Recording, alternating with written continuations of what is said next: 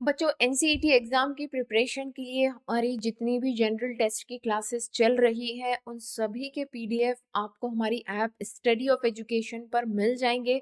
उसके लिए आपको डाउनलोड करनी होगी ऐप, उसका लिंक आपको इस वीडियो के डिस्क्रिप्शन में मिल जाएगा। साथ ही हमारी व्हाट्सएप और टेलीग्राम चैनल को ज़रूर ज्वाइन करें, जहां पर सारी क्लासेस की अपडेट्स आपको मिल जाती हैं और आने वाली लाइव क्लासेस का नोटिफिकेशन भी वहां पर शेयर किया जाता है, ताकि लाइव अपने डाउट्स प्लस जो प्रैक्टिस सेशंस स्टार्ट होने वाले हैं उन्हें आप स्मूथली ज्वाइन कर पाएं। So please download app and join our WhatsApp channel. Hello बच्चों, वेलकम टू दिस सेशन। आज के इस सेशन में पढ़ने वाले हैं रीजनिंग की क्लास नंबर 2। टॉपिक चल रहा है डाइस और ये प्रिपरेशन हो रही है एनसीईटी 2026 के लिए। उसका जो जनरल टेस्ट पेपर है जिसको शॉर्ट में हम जीटी कहते हैं, उसके लिए ये हम क्लासेस कर रहे हैं। अगर आप अभी तक चैनल से नहीं जुड़े हैं, इस सीरीज से नहीं जुड़े हैं, तो ज़रूर जुड़िए और फॉलो कीजिए बहुत डिटेल में with all the rules and regulation. हर एक तरह के क्वेश्चंस को हम लोग यहाँ पर सॉल्व करने वाले हैं। Okay, so without any delay हम लोग चलते हैं अपने सेशन की तरफ। ठीक है, तो क्लास नंबर 2 में हम लोग क्या पढ़ने वाले हैं, जो क्लास नंबर 1 में हमने पढ़ा था, राइट। थोड़ा सा मैं जल्दी से रिकैप कर देती हूँ, फिर हम लोग आगे बढ़ेंगे। डाइस क्या होता है, टाइप्स पढ़े थे, स्टैंडर्ड और नॉर्मल डाइस के बारे में हमने पढ़ा था। स्टैंडर्ड डाइस जिसके अपोजिट साइड पर जो नंबर होते हैं उनका सम 7 होता है। ठीक है, स्टैंडर्ड डाइस पर कोई भी रूल नहीं लगता है, ये मैंने कल भी बताया था। जो रूल 3 रूल मैंने आपको कल पढ़ाए हैं वो नॉर्मल डाइस पर लगेंगे। नॉर्मल डाइस मतलब कि जिसकी अपोजिट साइड पर जो नंबर है उसका सम 7 नहीं होता है। कैसे आइडेंटिफाई करना है इनको मैंने कल आपको बताया था। ठीक है, फिर हम पहुंचे थे कि नॉर्मल डाइस में हम लोगों को 2 टाइप पढ़ना है, टाइप 1 और उसके 3 रूल हमने कल पढ़ लिए थे। ठीक है, टाइप 1 ये था कि हम एक ही पासे को 2 बार फेंकेंगे और क्या नंबर आपके सामने आते हैं उस बेसिस पर आपको ये बताना है कि अपोजिट साइड पर कौन सा नंबर होगा। यहाँ पर एक चीज आपको ध्यान में रखना है, डाइस से रिलेटेड जितने भी क्वेश्चन होते हैं उसमें यही चीज पूछी जाती है कि बताओ अपोजिट साइड पर कौन सा नंबर होगा। जो भी आपके सामने है उसकी अपोजिट साइड आपसे पूछी जाती है, बस यही आता है, आपको कंडीशन से समझना है। ठीक है, तो टाइप 1 में हमने 2 बार पासे फेंके, उस फेंके हुए पासे पर जो नंबर है उसको देख करके रूल्स लगा करके हमें बताना होता है कि अपोजिट साइड पर नंबर क्या है। इसमें मैंने 3 केस आपको पढ़ाए थे। ठीक है, केस 1, केस 2 और केस 2 में मैंने आपको 3 रूल बताए थे। ठीक है, डिटेल में मैं नहीं जाऊंगी। तीसरे रूल को हम आगे बढ़ाएंगे। तीसरा रूल हमारा ये कहता था कि यदि दोनों स्थिति में समान संख्या हो तो केवल भिन्न संख्याएं ही एक दूसरे के विपरीत होंगी। क्या मतलब हुआ इसका? इसका मतलब ये हुआ, लेट्स से कि ये एक डाइस है, मैं बना लेती हूँ जल्दी से, है ना। ठीक है, ये हमारा डाइस है और डाइस पर नंबर लिखे हुए हैं। लेट्स से यहाँ लिखा है 2, यहाँ लिखा है 2, यहाँ लिखा है 3, यहाँ लिखा है 3, यहाँ है 4 और यहाँ पर है 6। ठीक है, तो दोनों सिचुएशन 1 स्थिति 1 और स्थिति 2, ये स्थिति 1 का पासा है, ये स्थिति 2 का पासा है। एक ही पासे को 2 बार हमने फेंका और हमारे सामने ये रिजल्ट आए। अब आपसे ये पूछा जा रहा है कि 4 के अपोजिट क्या होगा, तो आपको ज्यादा दिमाग ना लगाते हुए सीधे सीधे कह देना है कि 4 का अपोजिट क्या होगा, 6 होगा। ये रूल कहता है कि 2 नंबर अगर दोनों स्थिति में सेम आए हैं, ओके, हो सकता है उनके सतह अलग अलग हो, तो जो भिन्न नंबर है, जो डिफरेंट नंबर है वो एक दूसरे के अपोजिट है। 4 जो है वो 6 के अपोजिट होगा। दैट्स इट, ये हमारा लास्ट वाला रूल था और इससे ज्यादा हम रूल के अकॉर्डिंग कुछ नहीं बता पाते हैं। फिर मैंने आपको कहा था कि इसके बाद हमें कुछ दिमाग लड़ाने होंगे कॉमन सेंस के बेसिस पर, तो वो आज हम लोग करने वाले हैं। ठीक है, तो इसी कॉन्सेप्ट को आगे बढ़ाते हुए मैंने लिखा यहाँ पर 561 1 6 3, ये मैंने लिखा और आपसे मैंने क्वेश्चन बोला यहाँ पर कि क्वेश्चन 1 ये है कि अपोजिट ऑफ, अब इतना तो हिंदी पता है सबको, opposite of, opposite, just a second, हाँ, अपोजिट ऑफ 3 आप बताइए क्या होगा, है ना। और इससे फिर एक कैसे हम अंडरस्टैंडिंग का यूज करेंगे, है ना, वो देखेंगे। यहाँ पर आपको बताना है अपोजिट ऑफ 6 क्या होगा। इसके लिए ऑप्शंस चाहिएंगे हमें, है ना, डायरेक्ट हम नहीं बता पाएंगे। ऑप्शंस लिखो यहाँ पर 3, बी है 1, सी है 5 और डी है 2। ठीक, अब रूल क्या कहता है, सबसे पहले हम देखेंगे, अच्छा यहाँ पर क्या है, 6 और 1 कॉमन है, 6 और 1 यहाँ पर भी कॉमन है, मतलब कि 5 का अपोजिट 3 और 3 का अपोजिट 5। तो पहले वाले का तो आंसर हमको मिल गया कि आंसर क्या है, 5 है। क्लियर है, इसमें कोई दिक्कत, ज्यादा कुछ दिमाग लड़ाने वाली बात नहीं है, रूल से हमें पता है ये बात। अब दिमाग लड़ाने वाली बात आएगी क्वेश्चन नंबर 2 में, जहां पर आपसे ये पूछा जा रहा है कि अपोजिट ऑफ 6 बताइए।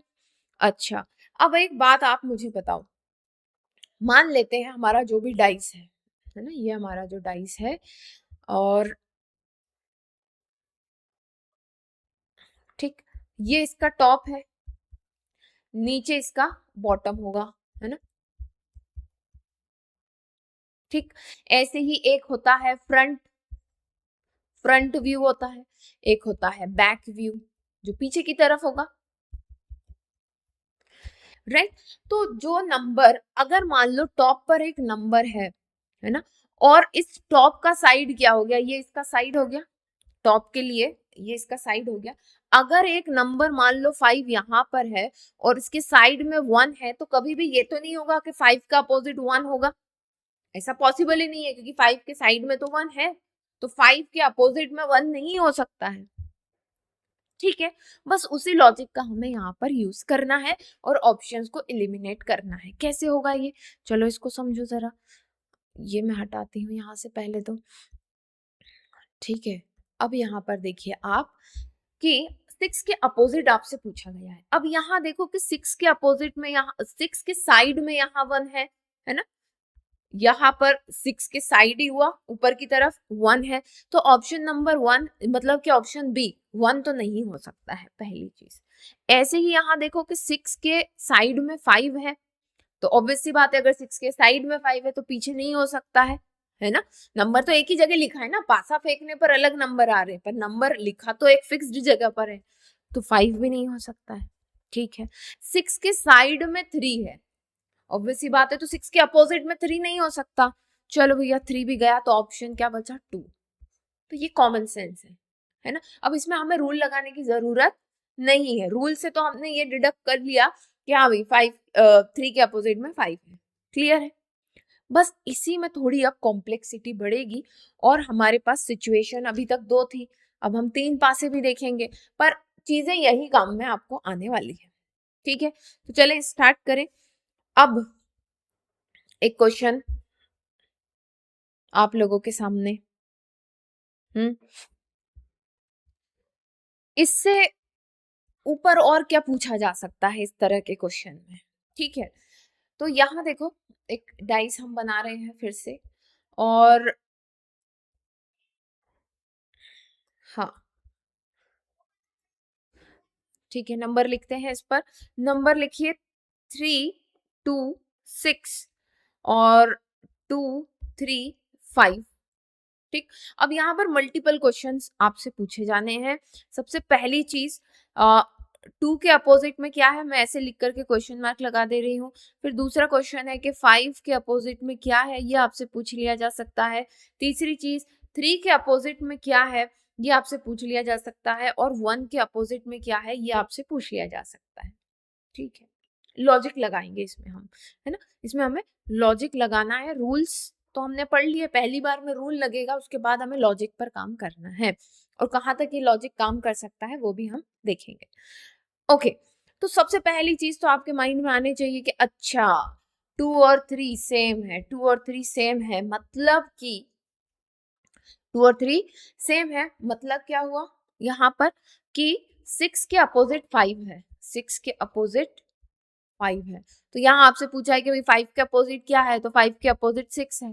रूल कह रहा है हमारा, लास्ट थर्ड वाला रूल कह रहा है ना कि अगर दो नंबर सतहों पर सेम है दोनों सिचुएशन में, ये सिचुएशन 1 ये सिचुएशन 2, दोनों में अगर दो नंबर सेम है तो जो तीसरा जोड़ा बचता है वो एक दूसरे के अपोजिट है। तो 5 के अपोजिट 6 है या 6 के अपोजिट 5 है, दैट्स इट। ओके, नाउ अब देखो यहाँ पर इस पासे को अगर हम देखें तो यहाँ पर आपको ये चीज समझ में आ रही होगी कि दो नंबर 3 and 2 जो दिख रहे हैं, ये दिख रहे हैं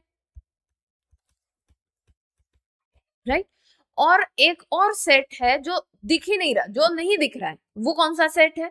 वो है 1 and 4 जो नहीं दिख रहा है, जो नहीं दिख रहा, ठीक है, जो नहीं दिख रहा। तो इस क्वेश्चन से हम ये पता लगा सकते हैं, बस इतना ही डिडक्ट कर सकते हैं कि 3 और 2 जो दिख रहे हैं उनके अपोजिट में या तो 1 होगा या 4 होगा। जैसे यहाँ पर आपसे पूछा है कि 2 के अपोजिट में क्या हो सकता है, तो 2 के अपोजिट में या तो 1 हो सकता है या 4 हो सकता है। अब ये ऑप्शन पर डिपेंड करेगा, ऑप्शन में या तो 1 होगा या 4 होगा या दोनों होंगे, ठीक है। ऐसे ही 3 के अपोजिट में क्या हो सकता है, 3 के अपोजिट में भी या तो 1 होगा या 4 होगा, या तो 1 होगा या तो 4 होगा, ठीक है। समझ रहे हो बात को? तो जो दिख रहा है, जो दिख रहा है और जो नहीं दिख रहे हैं, जो दो दिख रहे हैं और जो दो नहीं दिख रहे हैं, वही एक दूसरे के अपोजिट में होंगे। बस इतना याद रख लो आप, ठीक है। ये एक दूसरे के अब आपसे पूछा जा रहा है कि 1 के अपोजिट में क्या होगा, 1 के अपोजिट में या तो 2 होगा या 3 होगा, या तो 2 होगा या 3 होगा, ठीक। अब इसको और एक्यूरेटली हम कैसे कर सकते हैं? और एक्यूरेटली मान लो कि हमें कोई ऐसा ऑप्शन मिले ही ना एग्जाम में कि 1 है कि 4 है, ठीक है, या 1 4 ऑप्शन ही ना मिले, एक ही ऑप्शन दिया जाए, कैसे? समझो इस चीज को। आई होप कि इतनी बात आपको समझ में आ गई होगी। अब आगे बढ़ते हैं हम, जस्ट सेकंड। इसको इस तरह से देखो, हम लोग अगेन एक डाइस बनाते हैं, ठीक है, यहाँ पर, और एक डाइस और बनाते हैं। यहाँ पर दो सिचुएशन आपको दी हुई है,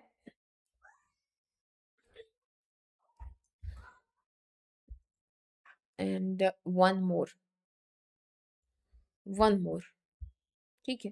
तो ये थोड़ा सा अलग तरीके से, कॉन्सेप्ट वही यूज होगा बट थोड़ा अलग तरीके से हम लोग इसको करके देखने की कोशिश करते हैं।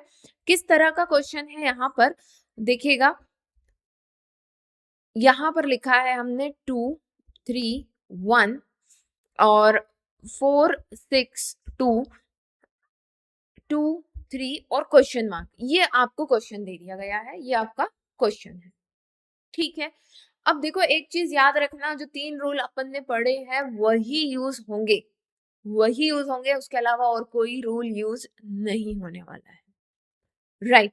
तो अब अपन ये देखते हैं कि देखो इसमें तो क्वेश्चन मार्क है, इसका तो आपको आंसर देना है, तो ऑब्वियस सी बात है एक वेरिएबल यहाँ पर मिसिंग है, तो इसका यूज आप नहीं कर पाओगे क्वेश्चन को सॉल्व करने में, यूज इन दोनों का ही होने वाला है। तो कैसे करेंगे इसका यूज? अपन को दिख रहा है यहाँ पर कि दो नंबर सेम नहीं है सरफेस पर, बस एक ही नंबर सेम है, तो पहला वाला रूल लग जाएगा अपना, एक नंबर सेम है और हम इसको क्लॉकवाइज लिख लेते हैं, ठीक है। तो इसका आंसर कैसे निकलेगा, हम लिख लिया 2 3 1, यहां से क्लॉकवाइज लिखा, ठीक है। फिर इसको भी लिख लिया हमने क्लॉकवाइज 2 4 6, ये एक दूसरे के सब अपोजिट है ना। अब कौन सा नंबर मिसिंग है अपना, यहाँ पर 5 मिसिंग है, मतलब कि 5 इसका आंसर होगा। सबसे पहली बात तो ये निकल के आया कि 2 का अपोजिट क्या है, 5 है, 2 का अपोजिट क्या है, 5 है, ये हमें समझ में आया। अब आप को मैं यहाँ पर, अच्छा मैंने ऑप्शंस नहीं दिए, ऑप्शंस में यहाँ पर लिखती हूँ, ठीक है। 1, B is 4, C is 5 and D is 6, ठीक है। आपको बताना है कि यहाँ पर क्या आएगा। नाउ अभी आपको ये तो पता चल गया है कि 2 के अपोजिट में क्या है, 5 है। 2 के अपोजिट में 5 है, 2 के अपोजिट में 5 है, तो क्या 2 के साइड में 5 आ सकता है? बिल्कुल नहीं आ सकता, तो ये तो कट हो जाएगा। ये क्या हो जाएगा? कट हो जाएगा।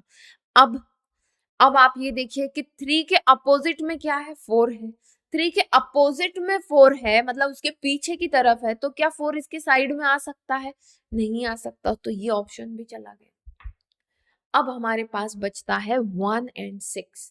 अब आप ये कैसे डिसाइड करेंगे कि 1 और 6 में से यहाँ पर क्या आएगा? या तो 1 आएगा या 6 आएगा, पर डिसाइड कैसे होगा? ठीक है, डिसाइड कैसे होगा? उसके लिए आपको ध्यान में रखना है, देखो यहाँ पर देखो, इन दोनों में आपको कुछ सेम दिख रहा है? इन दोनों में कुछ सेम दिख रहा है आपको? 2 और 3, 2 और 3 दिखाई दे रहा है? ठीक है, 2 और 3 जब दिखाई दे रहा है, तो ये भी देखो कि ये क्लॉकवाइज जा रहा है, ये क्लॉकवाइज है। और ये देखो, ये 2 और 3 ये एंटी क्लॉकवाइज है। अब मेरी बात जरा ध्यान से सुनो, अगर 2 और 3 क्लॉकवाइज इस पासे पर भी है और 2 और 3 क्लॉकवाइज इस पासे पर भी होता, तो नंबर वही आता जो यहाँ पर था। नंबर वही आता जो यहाँ पर था, ये लिख लो वहां पर। ठीक है, पर यहाँ पर क्या है? सिचुएशन 1 में क्लॉकवाइज है और सिचुएशन 3 में एंटी क्लॉकवाइज है, तो 1 का अपोजिट जो है वो नंबर आएगा, मतलब कि यहाँ पर आएगा 6। So answer will be 6, not the 1। समझ में आई बात? पहली सिचुएशन और सिचुएशन थर्ड में हमें फिर कॉमन देखना है। हमने सेकंड सिचुएशन का यूज करके तो हमने अपोजिट निकाल लिया 2 का, उससे हमारे 2 ऑप्शन कट हो गए, बट अभी भी 2 बचे हुए हैं। वो निकालने का क्या तरीका है? हमने सिचुएशन 1 और सिचुएशन 3 को देखा, हमने देखा इसमें भी 2 और 3 है, इसमें भी 2 और 3 है, पर यहाँ पर 2 और 3 क्लॉकवाइज जा रहे हैं, वहां पर 2 और 3 एंटी क्लॉकवाइज जा रहे हैं। तो जो तीसरी फलक है, जो तीसरी सतह है, जो तीसरी साइड है, वहां पर जो नंबर 1 है उसका अपोजिट यहाँ पर जाएगा। मतलब कि 1 का अपोजिट क्या है? हमने यहाँ से देखा ना, 1 का अपोजिट क्या है? 6, तो यहाँ पर 6 आएगा। अगर दोनों ही क्लॉकवाइज होते तो फिर 1 आ जाता, या दोनों ही एंटी क्लॉकवाइज होते तब भी जो होता तीसरा नंबर वही आता। क्लियर है ना? इसको एक और क्वेश्चन से हम लोग समझते हैं, इसको एक और क्वेश्चन से हम लोग समझते हैं। तो बना लो जरा डाइस। ये हमने एक डाइस बनाया, हमने दूसरा डाइस भी बनाया, हमने तीसरा डाइस भी बनाया यहाँ पर। ठीक है, और अभी हम इसमें नंबर्स लिखेंगे। नंबर है, ब्लैक में नहीं लिखती हूँ, रेड में नहीं लिखती, ब्लैक में लिखती हूँ। 4 2 5 6 5 3 5 3 क्वेश्चन मार्क। ठीक है, ये वाला आपके काम में नहीं आएगा पहली बार में। आपको ये 2 जिसमें सारे नंबर दिए हुए हैं, मतलब जो विजिबल साइड्स हैं उन पे जो नंबर दिए हैं, उन पर रूल लगा करके तीसरे का नंबर निकालना है। ऑप्शन है आपके सामने, A is 2, B is 3, C is 1 and D is 4। ठीक है, चलो ये 3 है। अब स्टार्ट करें हम क्या देख रहे हैं यहाँ पर कि एक नंबर सेम है, डिफरेंट सरफेस पर है, तो हम अपना रूल लगा लेते हैं। हमने रूल लगा लिया, क्या लगा लिया कि हमने लिखा यहाँ पर कि 5, पहले तो क्लॉकवाइज में लिख ले, है ना, 5 4 2, और यहाँ से लिख लें क्लॉकवाइज में 5 3 6, 5 3 6। ठीक है, 5 3 6। अब कौन सा नंबर मिसिंग है? हमने कहा 1 मिसिंग है। 5 है, 4 है, 2 है, 3 है, 6 है। एक डाइस पर 6 नंबर होते हैं, 1 से लेकर के 6। कौन सा मिसिंग है? हमने कहा 1 मिसिंग है, तो 1 is the opposite number of 5। ये हमें पता चल गया, हमें सारे नंबरों के अपोजिट पता चल गए। पहली स्टेप 1। ठीक है, ये स्टेप 1। अब स्टेप 2 में हम ये पता लगाएंगे कि भाई क्वेश्चन मार्क का आंसर क्या है। अब ये हम थोड़ा लॉजिक से सॉल्व करेंगे। हमें यहाँ पर दिख रहा है कि 5 के अपोजिट में, जस्ट सेकंड, 5 के अपोजिट में इसको किस तरह से करना है, यस 5 के अपोजिट में क्या है, 1 है, तो 5 के अपोजिट में अगर 1 है तो साइड में तो नहीं हो सकता, तो ऑप्शन ये वाला चला जाएगा, ऑप्शन सी जो है वो हट जाएगा यहाँ से, ठीक है। फिर आपको ये भी दिख रहा है कि 5 के साइड में यहीं सामने ही 3 है, तो इस तरफ 3 फिर से तो होगा नहीं, तो ये ऑप्शन भी चला गया, ओके। अब आप देखिए यहाँ पर कि 5 यहाँ पर 4 के अपोजिट में क्या है, 3 है, 4 के अपोजिट में 3 है और ऑप्शन में 4 दिया हुआ है, तो ऑब्वियस सी बात है अगर 4 के अपोजिट में 3 है तो यहाँ पर 4 नहीं हो सकता है, इसलिए ये ऑप्शन कट हो जाएगा। अब बचा क्या, ऑप्शन नंबर 2, मतलब कि यहाँ पर कौन सा नंबर होगा, 2, क्लियर है। तो ये जो हम फर्स्ट स्टेप में जो भी चीजें कर रहे हैं वो हमें हेल्प करेगी to get the question answer of the question mark, ठीक है। आगे चले, नेक्स्ट क्वेश्चन देखते हैं इसी बेसिस पर। और हाँ, सबसे पहले हम क्या करेंगे, वही अपना डाइस बना लेते हैं, okay. Again next dice, again yes, now let's put numbers हैं 2 3 6 5 6 4 6 क्वेश्चन मार्क 5, ठीक है। अब वही सेम चीज हमें करनी है, सबसे पहले तो इसका यूज नहीं होगा, हमको इन दोनों पर रूल लगा करके स्टेप वन में सारे अपोजिट निकालने हैं, फिर हम स्टेप 2 में जो है वो क्वेश्चन मार्क का आंसर निकालेंगे। उससे भी पहले मैं आपको ऑप्शंस दे देती हूँ, option A is 6, B is 4, C is 2, D is 1, ठीक है। अब क्या करें, अपोजिट निकाल लें, स्टार्ट करते हैं कॉमन नंबर से, यहाँ से तो 6 2 2 3, 6 2 3, अपोजिट लिखे 6 5 4, 6 5 4, 6 रिपीट हो रहा है, कौन सा नंबर नहीं आया है, नहीं आया है 1, तो 6 का अपोजिट क्या है, 1 है, ये हमें पता चल चुका है। अब हम ऑप्शंस हटाएंगे, 6 का अपोजिट 1 है, तो 1 तो साइड में फिर नहीं आ सकता है, ये बात पक्की हो चुकी। 5 के अपोजिट में 2 है, क्या बोल रहे हैं, 5 के अपोजिट में 2 है, तो 5 के अपोजिट में 2 है तो क्वेश्चन मार्क पर 2 नहीं आ सकता है, ये ऑप्शन भी गया, ठीक है। 6 के अपोजिट में क्या 6 हो सकता है, अगर यहाँ 6 है तो क्या यहाँ 6 हो सकता है, बिल्कुल नहीं हो सकता, तो ये ऑप्शन भी गया, तो आंसर क्या हो गया 4, मतलब कि यहाँ पर क्वेश्चन मार्क की जगह क्या आएगा, 4 आएगा, सिंपल सी चीज है, राइट। आगे चले, अब आगे चलते हैं और अगेन अभी हमारे टाइप जो रूल 3 है ना उसी में हम लोग चल रहे हैं, थोड़े से कॉम्प्लेक्स सिचुएशन की तरफ है, एक क्वेश्चन और करेंगे फिर टाइप 2 की तरफ हम लोग चलेंगे, ठीक है। तो अगेन हमने एक डाइस बना लिया, अगेन बना लेते हैं एक, फिर से बना लेते हैं, ठीक है, और उस पर लिखेंगे हम numbers, just a second, yes, तो नंबर लिखो जरा वहां पर, 5 1 4 3 5 6 क्वेश्चन मार्क 6 3, ठीक है। अब ऑप्शन, सबसे पहले मैं ऑप्शन दे देती हूँ, 2 B is 3, C is 1 and D is 5, ठीक है। तो स्टेप 1 और स्टेप 2 रूल लगेंगे सिचुएशन 1 और सिचुएशन 2 पर ही, इसमें तो क्वेश्चन मार्क है, ये आपकी कोई मदद नहीं कर पाएगा, ठीक है। तो स्टेप 1 में हम क्या करेंगे, अपोजिट निकालेंगे कॉमन नंबर से, हमें पता है 5 4 1, फिर यहाँ से अपोजिट में जाएगा 5 3 6, कौन सा नंबर बच रहा है, 2, तो 5 के अपोजिट में क्या है, 2 है, ये हमें पता चल गया, मतलब कि हमने सारे अपोजिट निकाल लिए हैं टिल नाउ, राइट। अभी हम क्या करेंगे, हम क्वेश्चन मार्क को ढूंढने की कोशिश करेंगे। सो क्वेश्चन मार्क को ढूंढने की कोशिश अगर हम करें तो अब देखो यहाँ पर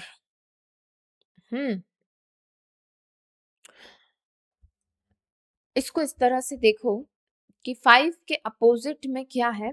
अच्छा 6 और 3 है अपने पास, 6 और 3 है, तो 6 के अपोजिट में है 1, तो ऑप्शन 1 तो कट हो जाएगा क्योंकि 6 के अपोजिट में इसकी पिछली तरफ होगा, यहाँ तो हो नहीं सकता है ना, तो ऑप्शन 1 चला गया।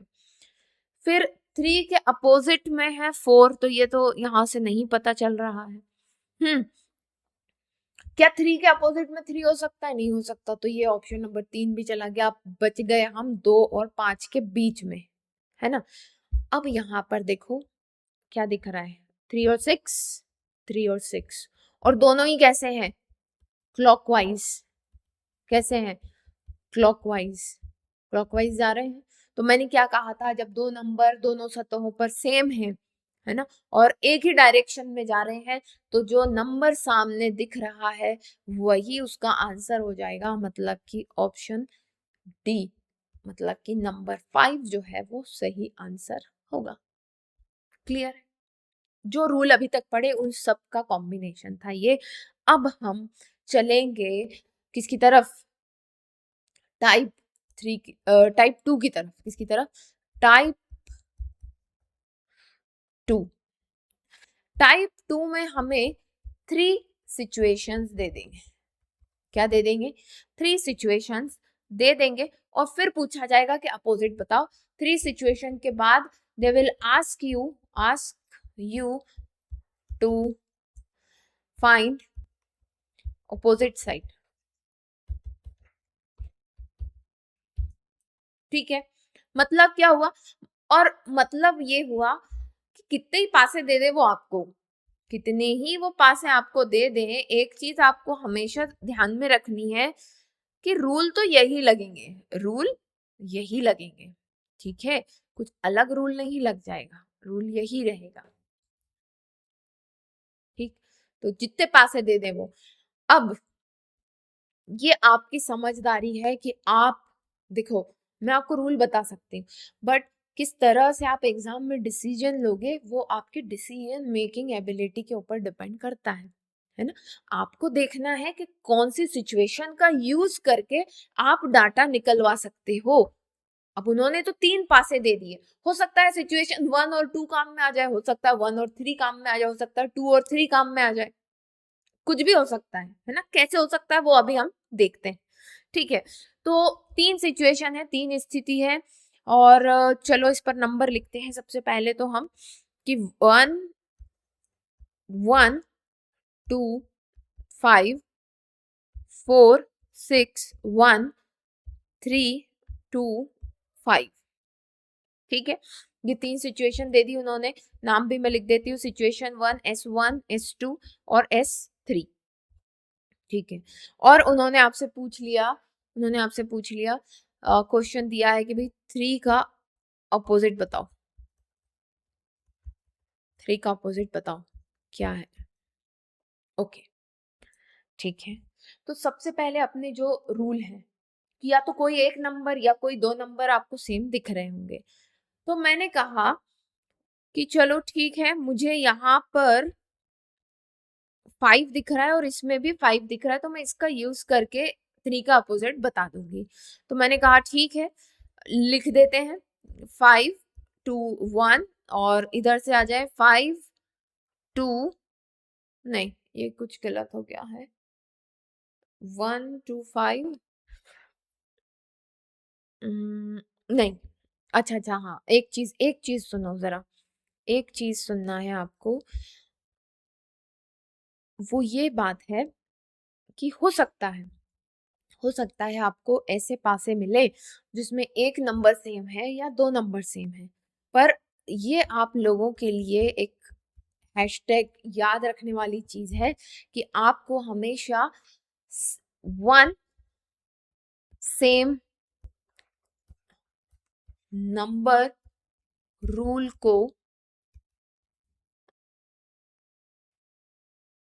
फॉलो करना है। कैसे, मैं अभी बताती हूँ। राइट, चलो तो सबसे पहले तो इसको सॉल्व करने का हम देख लेते हैं। 5 है, 2 है, ठीक है। चलो अब देखो सिचुएशन आप कैसे करोगे, आप भी कर सकते हो इसको। मैं सिचुएशन के अकॉर्डिंग बताती हूँ। जैसे कि मैंने यहाँ देखा कि सिचुएशन 1 और सिचुएशन 2 को मैं फॉलो कर रही हूँ, दोनों में एक नंबर सेम है, ठीक है, 1 1, ठीक है। तो 1 5 2 लिखा मैंने, 1 6 4 लिखा मैंने। अब मुझे अपोजिट मिल गए कि इसका अपोजिट ये है, इसका अपोजिट ये है, इसका अपोजिट ये है। कौन सा नंबर मिसिंग है? नंबर मिसिंग है 3। आपसे पूछा है 3 का अपोजिट क्या है, 3 का अपोजिट आ गया है 1। ये आंसर आ गया आपका, ठीक है। इसमें मैंने कौन सी सिचुएशन यूज करी? I used situation 1 and situation 2, right? I used here situation 1 and situation 2, okay? अब इसको हम situation 1 और situation 3 से भी सॉल्व कर सकते हैं। कैसे सॉल्व कर सकते हैं? situation 1 एंड situation 3 से भी सॉल्व कर सकते हैं। देखो दो नंबर सेम है यहाँ पर, दो नंबर सेम है यहाँ पर, तो जब दो नंबर सेम हो तो जो बाकी बचे हुए नंबर है वो एक दूसरे के अपोजिट है, मतलब 1 अपोजिट टू 3। क्या आपको मेरी बात समझ में आई? Now it depends on you कि आप कौन सी सिचुएशन का यूज करके कौन सा रूल लगा रहे हैं। रूल वही रहने वाले हैं जो 3 हमने पढ़े हैं। क्लियर है? ठीक है। और टिप ये है कि एक सेम नंबर वाली सिचुएशन को आपको प्रायोरिटी देनी है। मतलब कि ये S1 S3 में जो मैंने दो नंबर सेम लिए हैं, इसको लास्ट ऑप्शन रखना है, इस रूल को यूज करना। आपको एक सेम नंबर वाले रूल को पहले फॉलो करना है, राइट? चलो तो नेक्स्ट क्वेश्चन देखें।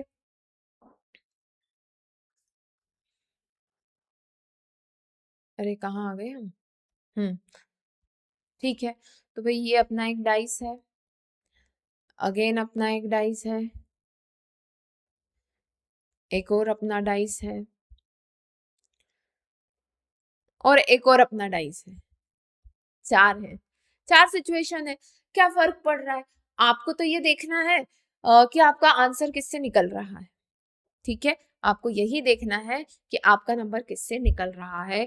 6 3 1 5 2 4 3 1 5 एंड 2 3 6। अब देखो ऐसा नहीं करना कि एक कंफर्म करने के लिए बार बार अलग अलग सिचुएशन पर रूल लगा रहे हो, नहीं।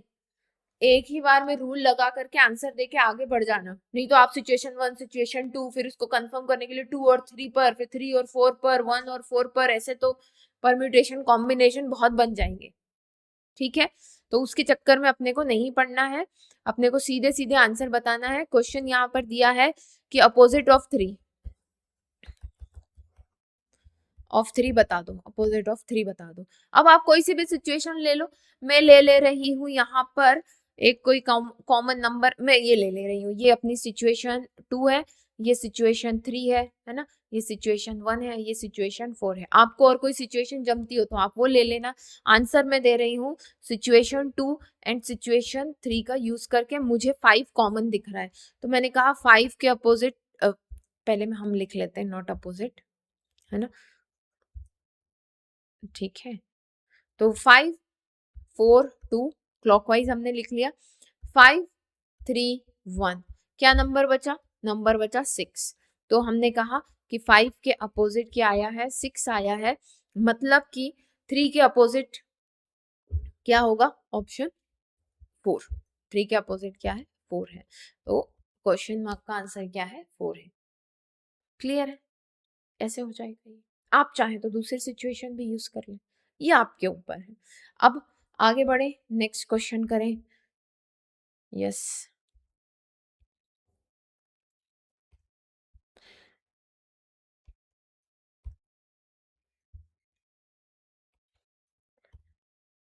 ठीक है, क्लियरली विजिबल है, दिखाई दे रहे हैं। थोड़ा सा इसको एडजस्ट करना पड़ेगा, ठीक है। नंबर लिखें इस पर। नंबर है 6, नॉट 6, ओके, 2 4 1 3 2 3 5 4 6 2 4। क्लियर। और आपसे पूछा है कि बताइए, क्वेश्चन है अपोजिट ऑफ 2, अपोजिट ऑफ 2 क्या होगा, ये आपसे पूछा जा रहा है। नाउ अपोजिट ऑफ 2, अब आप कोई सी भी सिचुएशन उठा लें, प्रेफरेबल क्या है, जहां पर एक नंबर सेम हो। तो एक नंबर सेम, देखो यहाँ पर तो 3 और 2 दोनों सेम है ना, तो मैं इसकी तरफ नहीं जाऊंगी। फिर 3, मुझे ये एक कॉमन नंबर इन दोनों में दिख रहा है, सिचुएशन 2 और सिचुएशन 3 में, तो मैं सिचुएशन 2 एंड सिचुएशन 3 की तरफ जाती हूँ। ठीक है, क्या होगा, यहाँ पर लिखते हैं, अपोजिट लिखना है सबसे पहले, तो 3 1 2, 3 1 2 और 3 4 5। आ गया आपका आंसर। 2 के अपोजिट में क्या है, 5, दैट इज योर आंसर। ठीक है, तो इस तरह से आप इनको पहचान सकते हैं। अब यहां तक जो है हमारा मेन कोर, जहां से क्वेश्चंस आते हैं, सभी तरह के क्वेश्चंस हमने कर लिए हैं। ठीक है, मैंने आपसे कहा था 3 से 4 सेशन लगेंगे। अब जो लास्ट सेशन होगा, जितना भी कुछ हमने पढ़ा है अभी तक, उन सभी को कंपाइल करके हम प्रैक्टिस क्वेश्चंस करने वाले हैं।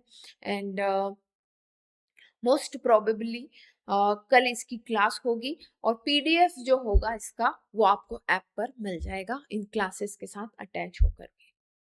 ठीक है, चलिए, तो फिर कल मिलते हैं नेक्स्ट सेशन में। तब तक के लिए best of luck and bye.